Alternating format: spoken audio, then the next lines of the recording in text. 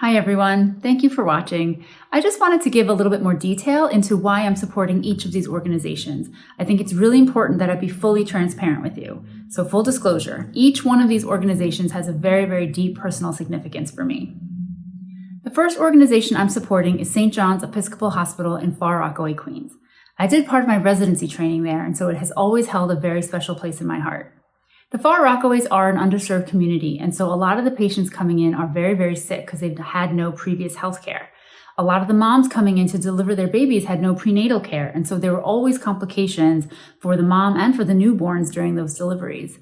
It was a small team of residents who covered the hospital. There was one third year, one second year, and an intern running everything under the undying guidance and support of three amazing attendings, Dr. Steinberg, Dr. Isler, and Dr. Chris, who to this day I think are three of the warmest, kindest, most generous, most caringest people that I've ever met. Dr. Chris and I have stayed in contact all these years. She has now become the chairwoman of the Department of Pediatrics, which is pretty cool. And they were part of the organizations that I was able to donate some intubation boxes for during phase 1. So I jumped at the chance to support them again during this campaign. The second organization I'm supporting is Jamaica Hospital in Jamaica, Queens. A dear friend of mine, Dr. Joanna Potemska, is a pediatric emergency room doc there. She and I have worked together for years, and even before COVID, she would tell me about the difficulty in the cases that would come into Jamaica because it is a trauma center. So they get the worst of the worst in terms of, level of acuity and severity. They obviously got hit really badly by COVID during phase 1, and they were one of the groups that I was able to source some N95 masks for during that campaign last time. And so again, I jumped at the chance to be able to support them again this time. On a more personal note, my aunt was actually treated at Jamaica Hospital several years ago. She was in a horrific car accident and literally broke everything. She was in the ICU. She was in the hospital for weeks.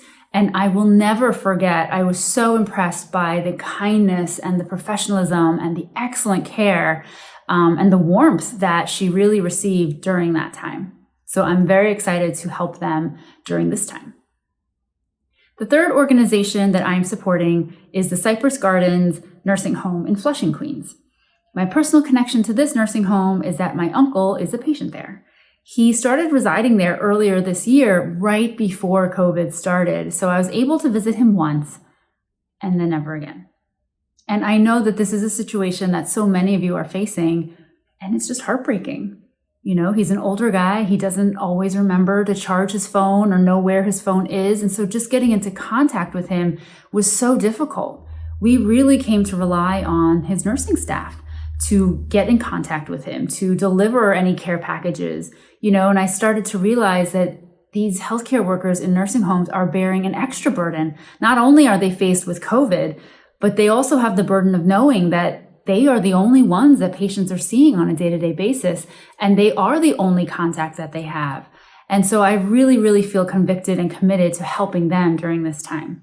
Again, Cypress Gardens is a little nursing home in the middle of Flushing. It's nothing fancy. None of these organizations are associated with a big academic center. None of them had enough PPE during phase 1. So I really feel committed to helping them during this surge now. So those are the three organizations I'm supporting. Thanks for listening. I just wanted to give you guys context as to why these places mean so much to me, why I feel so passionately about doing what I can for them now. I know that there's a million organizations out there and other fundraisers. All I can do is what I can do in my little sphere. And these three places, like I said, are in my sphere and are always so close to my heart. So thanks for watching. Thank you again for your generosity and support in the past and in the future. I hope everybody stays happy and healthy and safe, and take care.